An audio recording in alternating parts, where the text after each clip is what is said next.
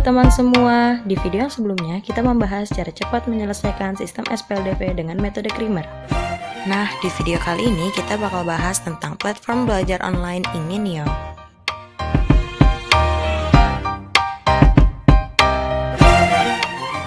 Supaya makin akrab, kita kenalan dulu yuk. Oke, yang pertama ada Tasya Lelasari dari Jakarta. Lalu ada Saura Ramadhani dari Nangroy Aceh Darussalam. Dan yang terakhir ada Rizky Yasah dan Nabila dari Ciamis. Oke, langsung aja yuk simak videonya. Jangan lupa like, comment, dan subscribe. Assalamualaikum warahmatullahi wabarakatuh. Perkenalkan, nama saya Saura Ramadhani.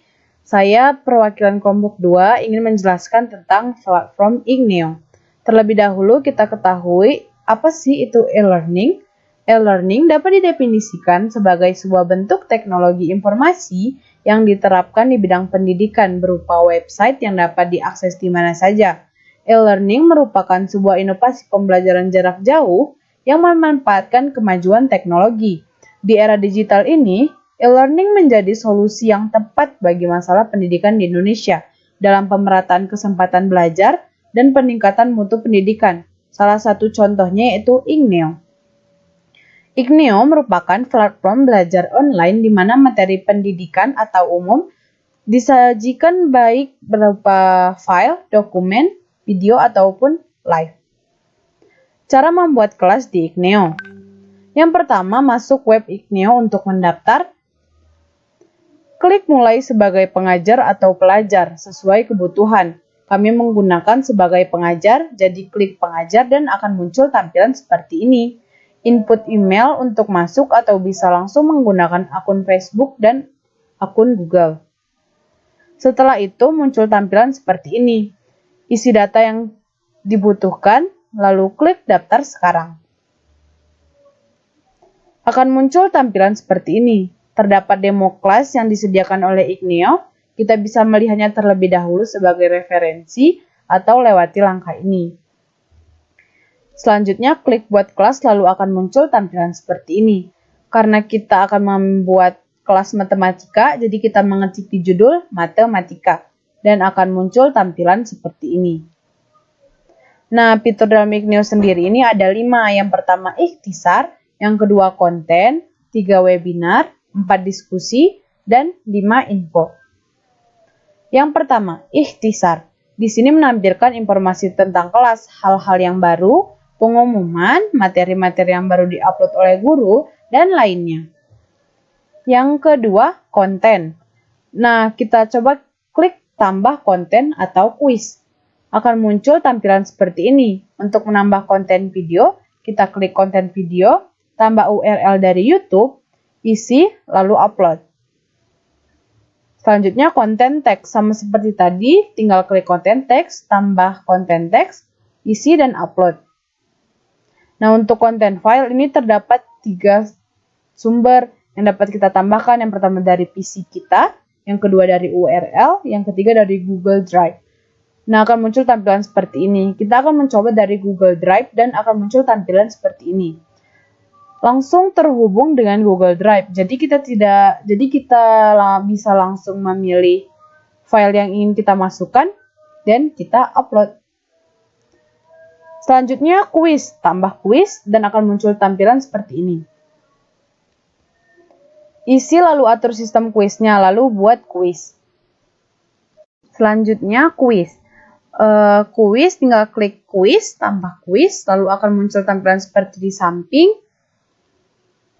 Nah, dan akan muncul tampilan seperti ini. Kita atur sistem kuisnya, tanggal dimulainya, jam dimulai, tanggal selesai, dan jam selesainya. Dan durasi pengerjaan kuis tersebut, dan berapa kali kita memberikan kesempatan kepada murid untuk menjawab soal-soal kuis tersebut. Kita dapat mengatur pertanyaannya, bisa berupa pilihan ganda, benar atau salah, mengurutkan, atau teks, tabel, dan sebagainya. Nah, pertama kita pilih pilihan ganda. Isi pertanyaan yang akan diberikan, lalu isi pilihan apa saja bebas, bisa 5 pilihan, 4 atau berapapun, karena tersedia tambah pilihan di sebelah kanan pilihannya. Ada kotak untuk memberi tanda jawaban mana yang benar, lalu bisa mengatur poin per pertanyaan. Soalnya short answer, hampir sama dengan esai namun jawabannya sudah pasti dan lebih pendek, serta tidak mungkin ada jawaban lain. Skala Likert. Skala Likert adalah fitur yang isinya seperti kuesioner. Selanjutnya tugas. Kita klik tugas, tambah tugas, dan akan muncul tampilan seperti ini. Masukkan soal ataupun file tugas dan berikan tanggal deadline waktu pengerjaannya. Selanjutnya webinar. Fitur ini disediakan untuk melakukan pembelajaran tatap muka seperti aplikasi Zoom, Google Meet, dan sebagainya. Dan kita bisa atur waktu jadwalnya. Nah, selanjutnya diskusi. Fitur ini dibuat untuk tanya jawab atau forum. Pengajar bisa bertanya dahulu, tetapi harus mengklik halaman pelajar baru bisa bertanya. Karena tidak melakukan hal tersebut, maka guru hanya bisa bertanya, sedangkan pelajar hanya bisa untuk menjawab. Selanjutnya info. Fitur ini memberikan info dan pengumuman, misalnya minggu depan akan ada kuis dan sebagainya. Yang keempat, diskusi. Fitur ini dibuat untuk tanya jawab atau forum.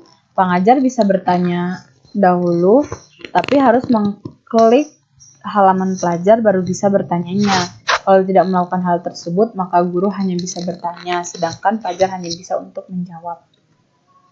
Yang kelima, info. Fitur ini digunakan untuk memberi info dan pengumuman, misalnya minggu depan akan ada kuis dan sebagainya.